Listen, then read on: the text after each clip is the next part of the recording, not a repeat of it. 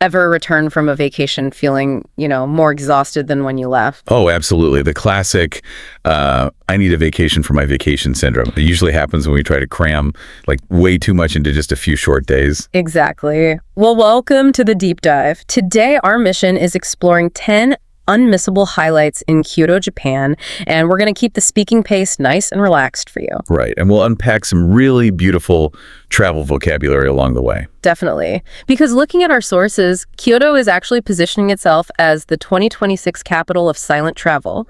The hospitality industry is even calling it Hushpitality. Hushpitality, I love that. Yeah, it's this whole movement about ditching your phone, stopping the rush, and just embracing deep quiet. It really is a fascinating shift because, when you look at Kyoto's iconic spots, like the Golden Pavilion at Kinkakuji or those thousands of red gates at Fushimi Inari Shrine. Oh, the red gates are stunning. They are. But the modern instinct is to, snap 100 photos and just rush to the next landmark. Hushpitality asks us to treat these spaces as introspective environments. Introspective. Let's break that word down naturally for a second. So intro means inside, and spect means to look. So it's really about looking inward. Exactly. Take the traditional Zen rock gardens, for example. The arrangement of the sand and stone isn't random at all.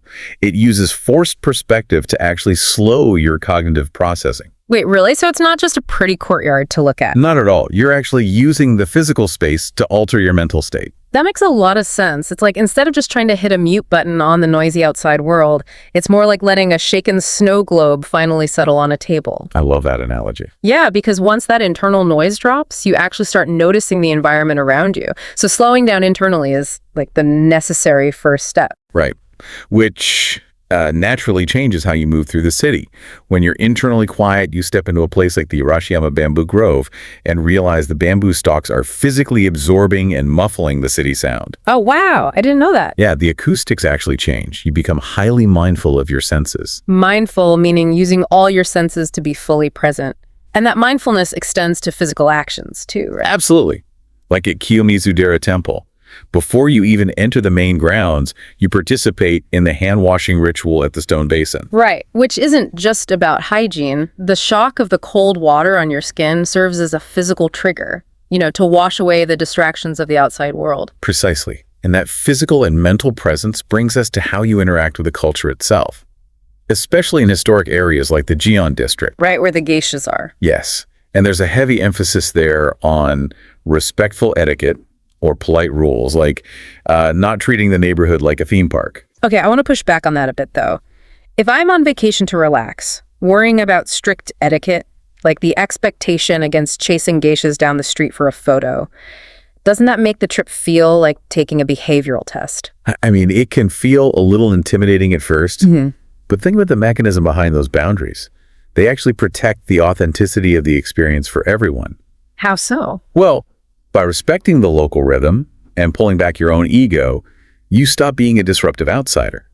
The etiquette doesn't restrict you. It actually creates the quiet space necessary for a genuine cultural connection. Okay, I see. You're participating in the ecosystem rather than just consuming it. Exactly. And when you slow down like that, the everyday sensory experiences become the actual highlights. Like fully dialing into moments, like hopping the ancient stone steps across the Kamogawa River. Yes. Or taking in the overwhelming smells and sounds of Nishiki Market. This is where we see the beautiful Japanese philosophy of Ichi-go Ichi come alive. Ichi-go Ichi, which roughly translates to a once-in-a-lifetime encounter, right? That's right. Even if you eat Yudofu, that delicate hot tofu soup that requires you to eat slowly to appreciate the subtle flavors, even if you eat it at the exact same restaurant twice, the moment is completely unique. Or whisking your own Uji Matcha green tea in the same room, you can never perfectly recreate a single moment in time. Right, because the weather might be different, the tea steeps differently, and, well, your own mood has shifted.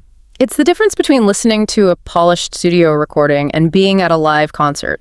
The live show has this electric, ephemeral quality because it's happening right now and it will never happen exactly this way again. That is the ultimate takeaway woven through these 10 Kyoto highlights. The Hushpitality movement isn't merely about turning down the volume. Right. It's recognizing that rushing frantically from site to site actually robs you of the experience. Exactly. Enjoying Kyoto is about slowing down, showing respect, and cherishing those fleeting moments, because they genuinely are once in a lifetime. Beautifully said. And that philosophy doesn't have to stay in Japan. Not at all. You can apply it anywhere. Right. Which leaves you with this to think about. If you had to pick one everyday experience to treat as a once-in-a-lifetime encounter today, what would it be?